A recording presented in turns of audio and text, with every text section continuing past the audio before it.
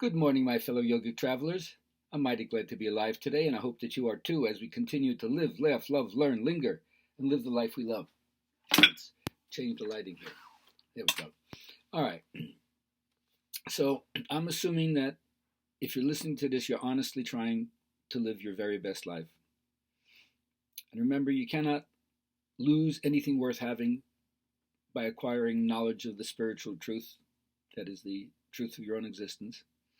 Sacrifice, certainly, there has to be, but only of those things that one is happier without.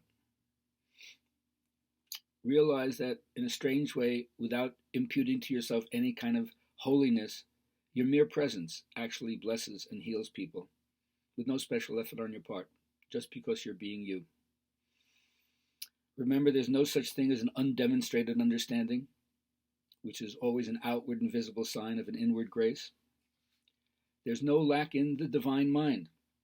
All lack is failure on our part to realize the presence of spirit at that point. So what we call delay is our own failure to realize present good, which is why we're supposed to always come back to a sense of gratefulness about all the things that have happened in our lives and sustained us to get us to this point. So in a strange way, it's not like God or spirit improves or progresses. What improves is our understanding. I wouldn't say expand your consciousness. Consciousness doesn't expand. Our understanding of consciousness expands. And then we continually express it in new ways. So there's not improvement in the sense that we're not better, but there's unfoldment. Our life is part of that. So remember, when we're dealing with other people, in the absence of your own personal awakening, other people can't possibly see the same thing that you do. They see something else. So may we all pass on our love and gratitude without expecting or wishing any personal recognition or no false attitude, so we can just spread the love. Today I just want to remind us about the story of the Fisher King, also sometimes known as Parsifal from the Arthurian legends. He was a knight who went in search of the Grail, but was told by his mentor not to ask questions, that knights don't ask too many questions. And when he saw the Fisher King really afflicted, his natural impulse was to say, "What ails thee, uncle?" But he held himself back, and because he didn't ask that question, the Grail disappeared. And he spent the next 20 years almost in spiritual despair, and at certain points certainly repudiating the whole idea that God even exists. But through dint of his efforts and the purity of his heart, even though he went through a period of dark night of the soul and rejection, he eventually found his way back to the Grail Castle.